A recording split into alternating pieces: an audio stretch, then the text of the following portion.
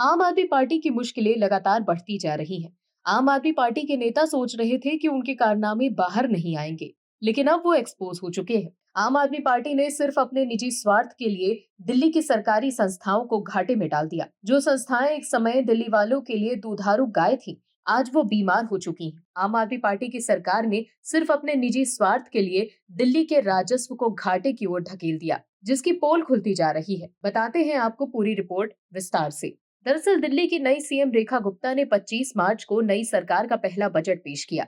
उन्होंने 1 लाख करोड़ रुपए का बजट पेश करते हुए महिलाओं, युवाओं, व्यापारियों सहित आम लोगों के लिए ऐलानों की झड़ी लगा दी। एक तरफ उन्होंने दिल्ली की पुरानी आम आदमी पार्टी सरकार पर आम लोगों के लिए कुछ नहीं करने का आरोप लगाया, तो दूसरी तरफ नई योजनाओं का ऐलान किया जिससे दिल्ली के लोगों की जिंदगी पहले के मुकाबले आसान हो जाएगी। रेखा गुप्ता का ये बजट पिछले साल के बजट के मुकाबले 31.5% बड़ा है। इसके साथ आम आदमी पार्टी को उन्होंने एक्सपोज भी कर दिया। दिल्ली विधानसभा के बजट सत्र में मौजूदा सरकार ने बताया है कि किस तरह से डीटीसी को बीमार किया गया और सिर्फ वोट बैंक की राजनीति के लिए पूरे परिवहन विभाग को नुकसान में डाल दिया गया। दर्शकों, दिल्ली ट्रांसपोर्ट कॉरपोरेशन को 2015-16 से 2021-22 के बीच 14,198 करोड़ रुपए का भारी नुकसान हुआ था। विधानसभा में पेश किए गए कैग रिपोर्ट में बड़ा खुलासा हुआ। रिपोर्ट में डीटीसी बस सेवा की गिरती हालत, कुप्रबंधन और वित्तीय अनियमितताओं को खराब स्थिति का जिम्मेदार ठहराया गया। डीटीसी ने ठोस व्यावसायिक या दूरदर्शी योजना नहीं बनाई,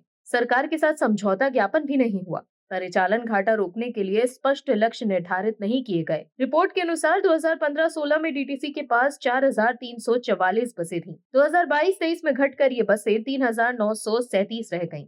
धनराशि उपलब्ध कराने के बावजूद मात्र 300 इलेक्ट्रिक बसें ही खरीद पाईं। बसों की आपूर्ति में देरी पर 29.86 करोड़ का जुर्माना लगाया गया था। जुर्माना वसूलने में भी लापरवाही बरती गई।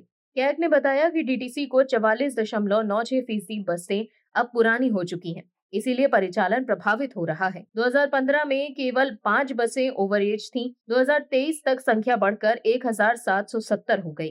कैग की रिपोर्ट ने डीटीसी की परिचालन दक्षता को भी सवालों के घेरे में ला खड़ा किया है। डीटीसी मात्र 468 रूटों पर बसें चला सकती है। किसी भी रूट पर संचालन लागत की भरपाई नहीं हो पाई। रिपोर्ट में बताया गया है कि 2015-22 के बीच तय किलोमीटर पूरे न कर पाने और बसों की खराबी के कारण 668.60 करोड़ की संभावित आय भी खो दी गई। तकनीकी परियोजनाओं में भी डीटीसी की लापरवाही सामने आई। साल 2017 में शुरू की गई ऑटोमेटिक फेयर कलेक्शन सिस्टम 2020 में बंद कर दिया गया। साल 2021 में 52.45 करोड़ की लागत से 3,697 डीटीसी बसों में लगाए गए सीसीटीवी कैमरे अभी तक पूरी तरह से चालू नहीं हुए। कैग रिपोर्ट के अनुसार निजी कलेक्टर बसों का प्रदर्शन डीटीसी से बेहतर रहा है। कलेक्टर बसें डीटीसी की तुलना में अधिक कुशलता से चलाई जा रही हैं।